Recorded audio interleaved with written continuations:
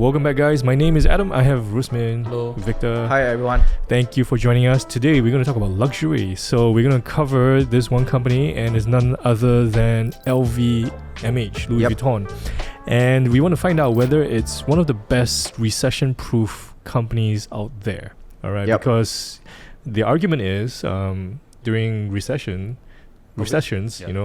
people who have the means to afford luxury will continue to buy luxury. So we're going to find out whether this is true and whether you can actually, if you were looking for a resilient stock, LVMH is one of those kind of stocks. All right. So before we jump into that, what is this business model? Yeah. So disclaimer before we even go into the business model, right? I mean, we are Singaporean, so we will pronounce the brands wrongly using the Singapore style. So cut us some slack.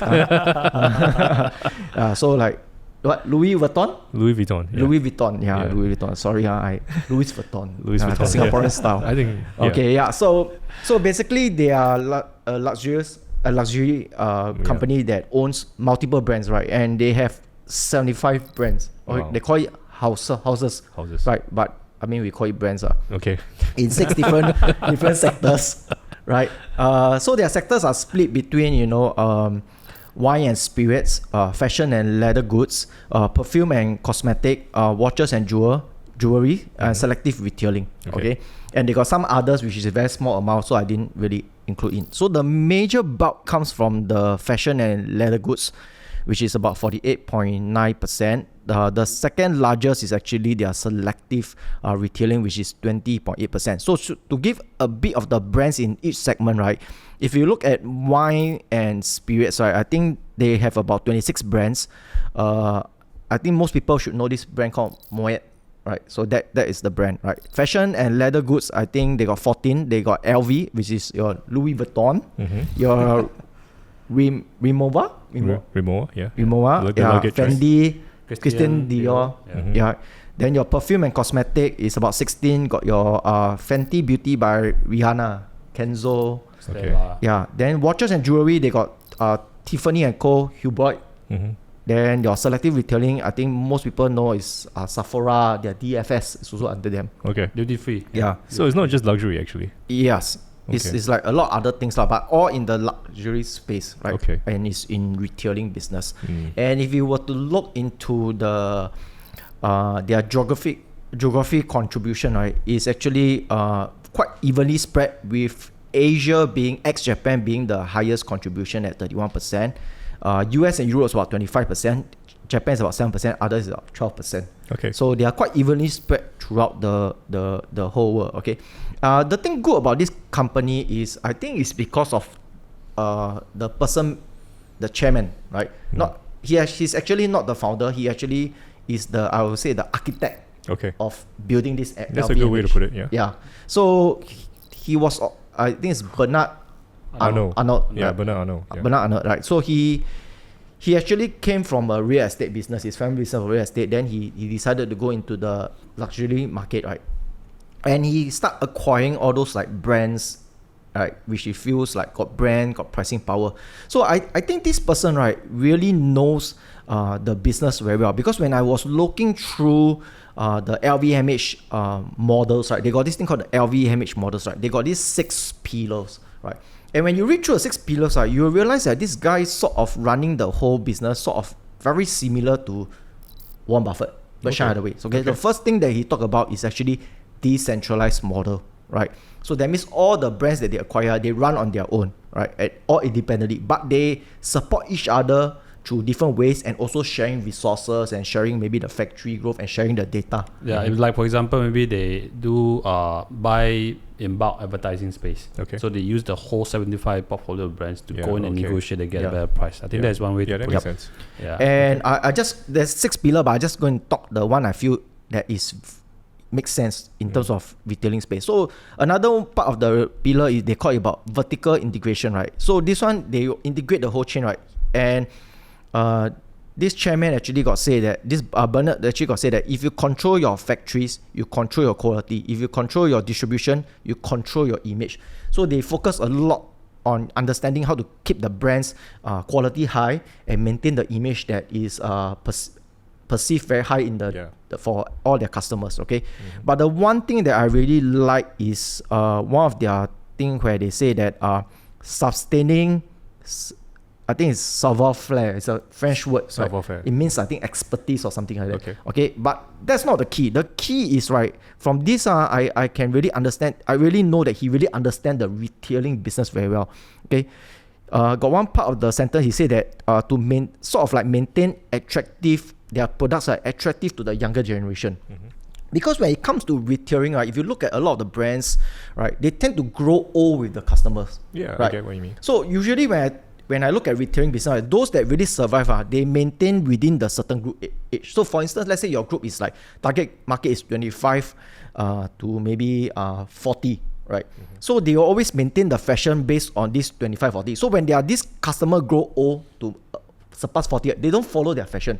They maintain what is the 25 to 40 fashion. They continue to maintain and there. So that's where you continue to your brands always have new customers coming back. So what you're saying is that the brand always has to be current with what is young or whatever whoever they're targeting. Yes, correct. They'd be current with whatever these people are interested in. Because it's very easy for a brand to go like, I'll just keep doing what I'm doing. Correct.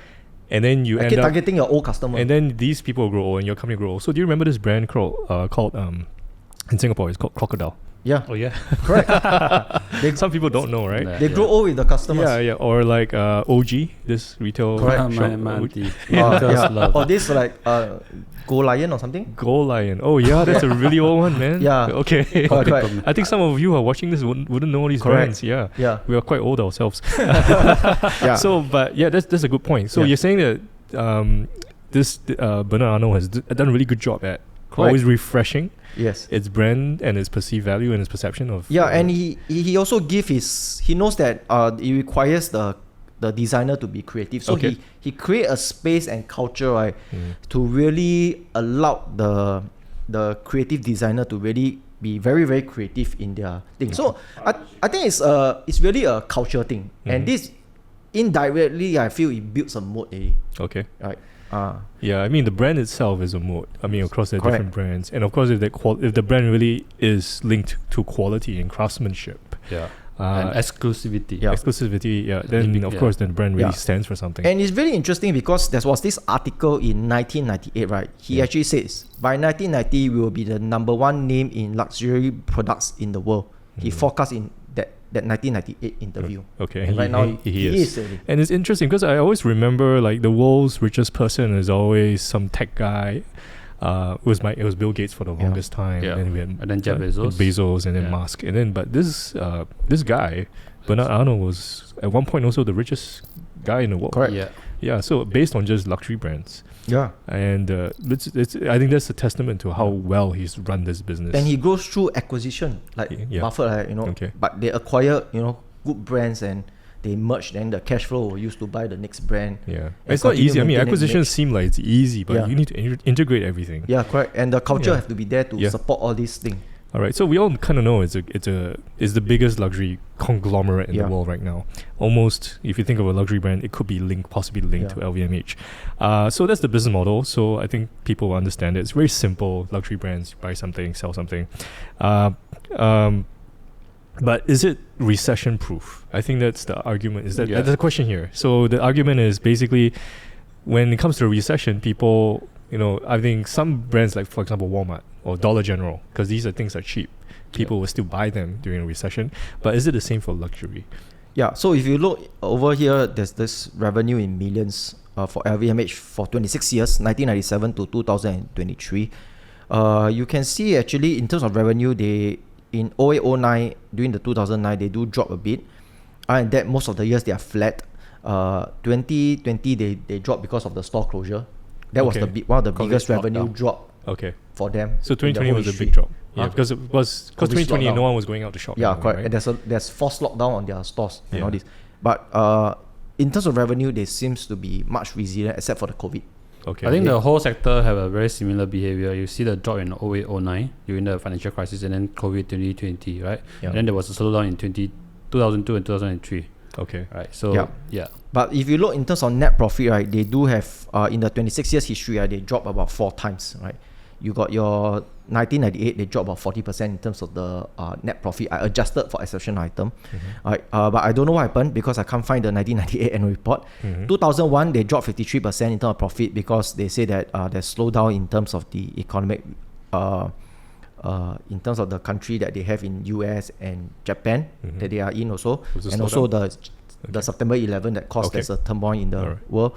2009 was because also because of the economic, and also there's a decrease in consumption because of economic crisis. Then after that, the retailer got too much excess stock. They have to destock also. But there's only dropped 11% only.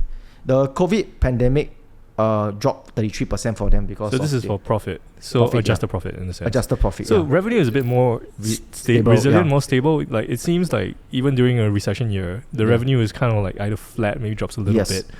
But what you're saying is for net profit, adjusted profit, it tends to drop. Yeah, maybe they cannot price too high. They have to sell a lot. Because to me, when I look at LVMH, right, it feels that they are more targeting the more affluent middle class. Okay, and the growing middle class really helps them to grow their revenue and net profit.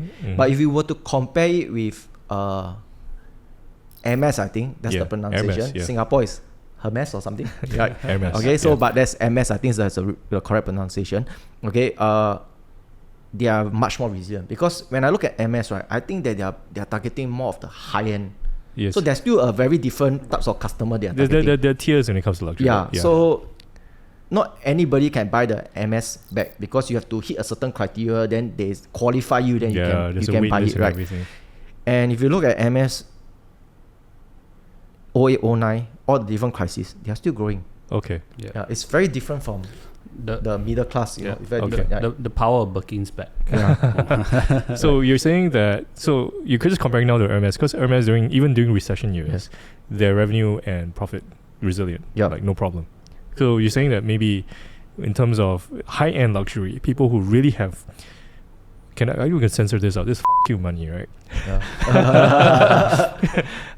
They can just buy whatever they want, no matter what, right? Crazy rich, right? Yeah. But then when it comes to, I guess, entry level luxury, mid luxury, people who still feel the pinch during recession. Yeah. Yes, correct. Okay, but then it still affects LVMH a little bit. Yeah. Yes, correct. Okay. Yeah. So the good thing is that you know that they always recover. Okay. Right? So that's the good thing, right? So this also does create an opportunity for you to look at them.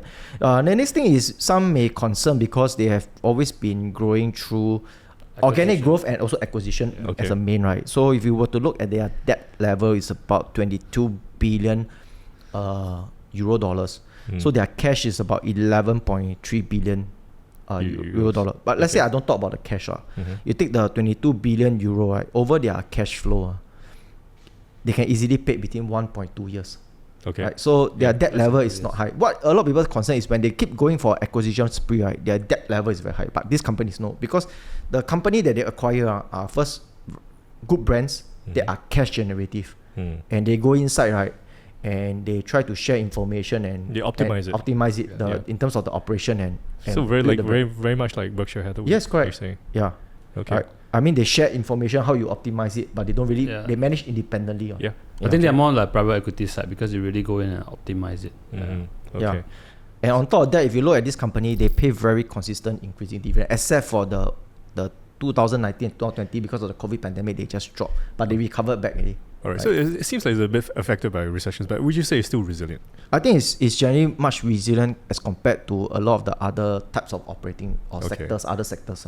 All right. So there's still some demand for people who will still buy luxury during recessions. Yes, correct. Yeah. So it's not exactly 100% recession-proof, but it is resilient. Not at the level of Hermes. Okay. So, but are there any other? I mean, it sounds like it's probably one of the best luxury brands or stocks you want to have a look at if you're looking at this sector or you're interested in that, because I think some people would make the argument. I think luxury is a very good sector to invest in, because people who have the money will just want to buy no matter what. Correct. That makes it quite an attractive proposition. And it's forecasted that the luxury spending worldwide will continue to increase, right? Yeah, because of mid-single digit. So the mass affluent is going to grow and all that. So, but are there any key risks to that business? Yeah, I think okay, let's talk about the risk that we talk about, right? Is definitely during the economic crisis, they will affect them, right? Their share price do reflects on the economic crisis also. But then you should view this as an opportunity instead of a risk, right? I think so to say is luxury sector is sensitive to economic cycles, right? The next one is I think is the currency, because you must know they are spread out throughout the world, so there's this currency thing, but I think they are well spread, so still not so bad for them. Another thing I think is maybe some of their products, because now they are so strong because the core pillars, right, focus on keep building the image, but of course in the event where they just focus on profits, and so they lose sight of their philosophy, and they don't spend money on maintaining the image, the quality, right, eventually they will definitely goes down lah. Right, so at this moment I think they are still maintaining and the image is still quite good for them, right? So I think the other risk that I think will be the key man risk, Bernard Arnault himself, because he is very good at M&A, and he has grown the whole LVMH through merger and acquisition, even including LV itself, right? So that has been his forte since day one, and today is a huge luxury conglomerates that we are looking at.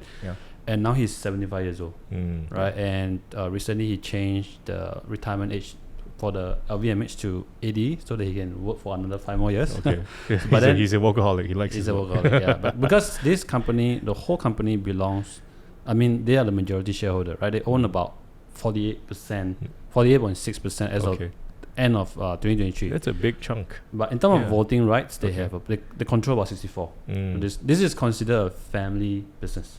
Right. So, but it's very well managed, and the question is what happens to him when who's going to be the successor? I think he has lined up successor, which basically his 5 kids. 5 by his 5, you know. Yeah, so who 5. do you pick? You can't run for 5. So I think with now all of them are involved. I think the oldest daughter is actually running Christina Dior, right? And the rest are also very much involved in the business. You just said you don't know what happened if the key men were not around, right? What happened to the chemistry of the family? Yeah, that's true. So far, they come together for dinner every week. Yeah, it's I mean, it makes sense because if the patriarch is still there, then everyone still falls in line. Everyone's cooperative. But the moment he goes, and there's nothing, I don't know. I've not read about their succession plans. It could just get really messy. Because the whole business is built based on his thinking of how the business should go. You know. As long as one day any of the philosophy gone, then now he's there to hold the power to maintain the thing. But whether he will continue maintain is really a question mark. And the other thing is also they have been doing a lot of acquisition in the past. So I think moving forward also it will be getting tougher for them to acquire brand, because not many brands want to let them acquire, because they tried acquire Hermes in the past by secretly buying a huge stake in the company. I think they amassed about close to 20%. But then the MS bring them to court and then force them to divest it out. And now they control less than 2%. But there was a big moment where in the luxury space, people know Bernard Arnault as Wolf in Cashmere. I think the thing about acquisitions when it comes to luxury is that it's not so easy to. You can run out of brands to buy. Because think about luxury, it takes time to build that brand. It's not like tech. New one pops out, you just buy it because tech is innovative. With luxury, it's like, you've been around for 5 years? Nah. I'm not going to buy you up. So it had to be like, you've been around for 50 years, 100 years. That's exactly what Charlie Munger said. All these luxury brands, they built their moat through generations. You know, Louis Vuitton since 1854. Christian Dior since 1947. That's quite recent. Moët, which is also the brand that they own, since 1898. I had no idea. I had no idea. I mean, I don't know. This number, maybe no one can verify that. I mean, I'm sure there's written records all the way to there. But basically, what they're selling is a brand heritage. So you can't get it elsewhere. I think they got only about 5 brands. I think 5 or 6 brands is less than 5 years old.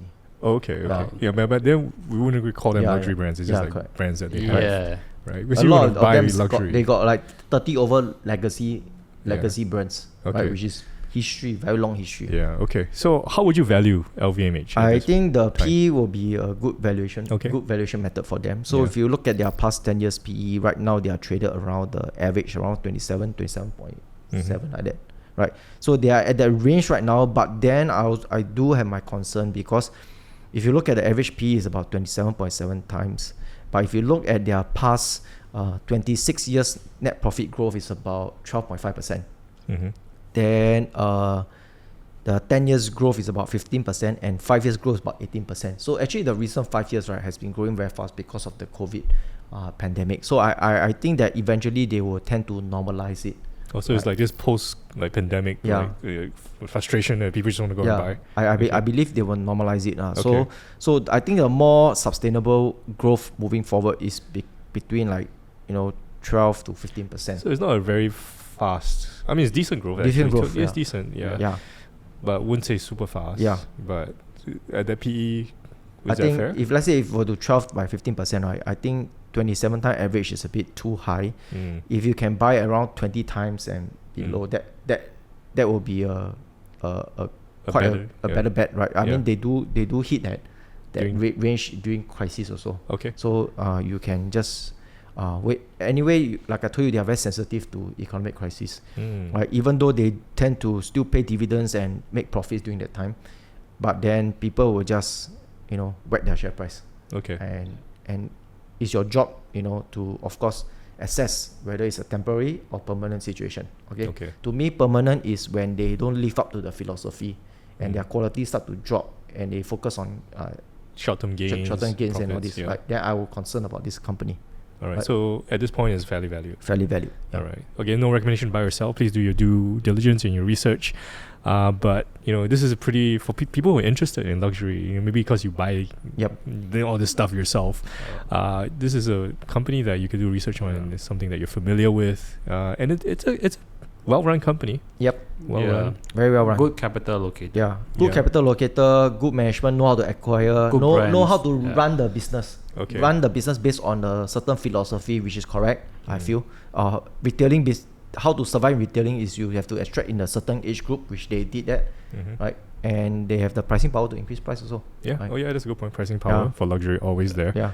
Yeah. The queue will still be there. Queues will still be there. Yeah. Queues should be longer when the price go up. Everyone will buy before it's more expensive. Then I can flex because I spent $200,000 on this bag. I don't know, but anyway, I don't know if there's a $200,000 bag. But anyway, Birkin bags. Is it 200,000? 100,000. That's so high. Okay, that's crazy, man. But anyway, I would never buy something like that. But okay, so if you like this, if you want to know more, I mean, please do your own research. It's interesting to some people. But at this point, this is what we wanted to share about LVMH. It's a pretty solid business model. Very solid. Relatively recession-proof. Still resilient. But you do have opportunities. To pick it up during those times as well. Yes, because the prices will come down. So at this point, fairly valued. Fairly valued. All right. So is there anything else you want to share about LVMH? Nope. Okay. My name is Adam. That's Rusmin. Thank you. That's Victor. Thank you so much for joining us. Any questions about this roundtable? Put them in the comment section. Of course, hit the like button. That will really help with our video and recommendations. And subscribe to our channel. Many more roundtables coming up, and we'll see you again.